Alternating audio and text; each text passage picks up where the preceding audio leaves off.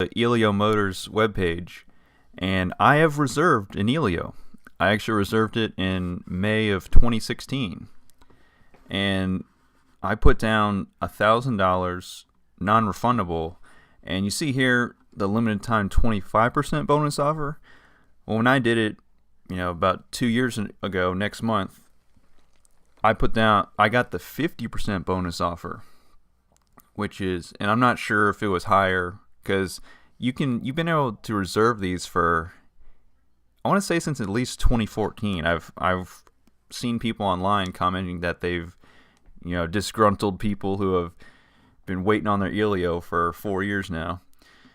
Now, take a look at this targeted base price. You'll see a little asterisk right there. Now, I think the original base price, 3 or 4 years ago, maybe even 5 years ago, whenever they announced it, was like $6,300. Now, this is over $1,000 more than that they've raised it. And what's interesting is that when I reserved mine, I think the base price was $6,800. So I was like, all right, sweet. That's going to be, decent price, pretty good price for 84 miles to the gallon on the highway. I think it's 49 city. And I will be getting mine stick shift because stick shift saved the manuals. I'm one of them crazy people. But a few months after, I want to say August 2016, I got an email from Elio Motors, and they let me lock in my base price at $7,000.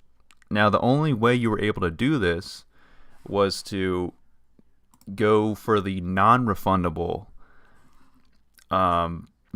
reservation, and you had to go. I think you had to go all into that $1,000 mark because there were some smaller ones like $500, $250, and I think those are still up now. But I was like, you know what? I'm gonna go all in, $1,000 down, non-refundable.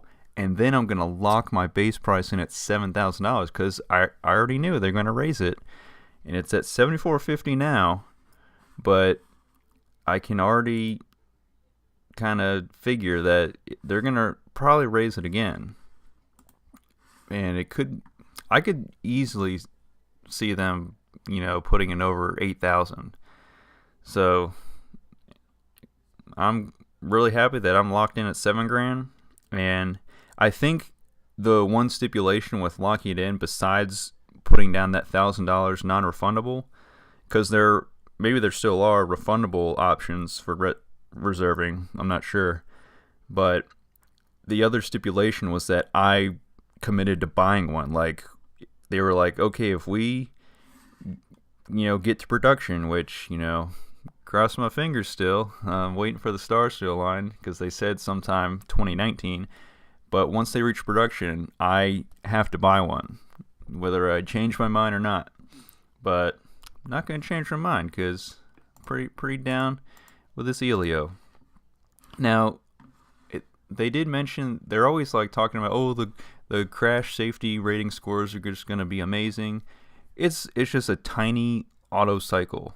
So I'm not going to expect it to be like as, safe as a, SUV like Volvo, because Volvo has been known for many years to build really safe cars. So I'm not going to expect to be at that level, but still it'll definitely be safer than my 92 Miata, which has one airbag for the driver, and that's it.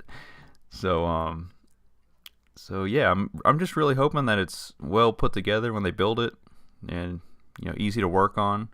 Because I think you can take it to Pep Boys for servicing and like warranty stuff. So like that's where I'd only do the warranties though, because I got my own tools. And so yeah, looking here, single overhead cam.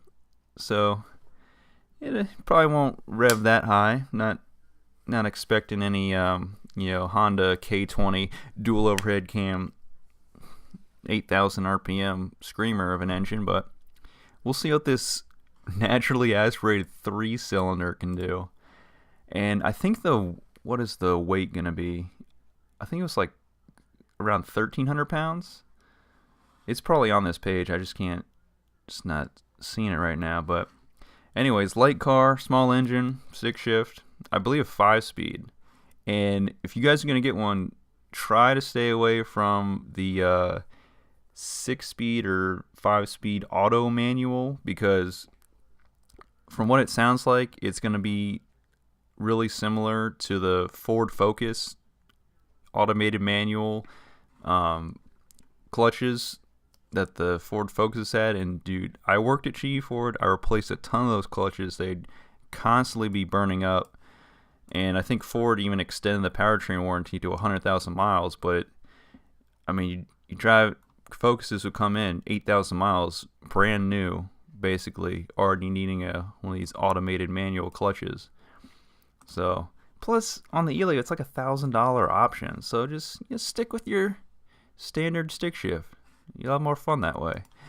And this is funny, top speed over 100, and I could see like maybe like they're going for like just barely like 101, because I mean it is narrower than a conventional car, so it really cut through the air like they're claiming it will. So we'll see. And I probably won't get any options. I'm getting it in this fancy color right here, sour apple green. I think the black looks pretty cool, and the blue, but I'm gonna go for green because green's my favorite color. And this is an actual like green that I like on cars, not like those weird lime greens on those like a Kia Soul or Fiesta or something. And Fiesta ST has a nice green, but base Fiestas had this like weird lime green for a little while. But this looks like it's gonna be a really like electric, just really good looking green. So we'll see how it comes out. And yeah, that's about it. Just want to let you guys know I'm just another one of those poor souls out there, just trying to be patient, waiting on his Elio. Oh, regular 87. Gotta love that, because all these cars going turbo nowadays, smaller engine turbo, a lot of them require that premium. So, and that's 672 miles. That's pretty crazy. So I'll give you guys an update on my little 55 horsepower beast if I ever hear any news that they're retooling that plant and finishing it up in Shreveport, Louisiana, and maybe they'll finally be ready to build that Elio, and then I'll definitely have videos of it for you guys. So thanks for watching, and we'll get back to some more Doho stuff.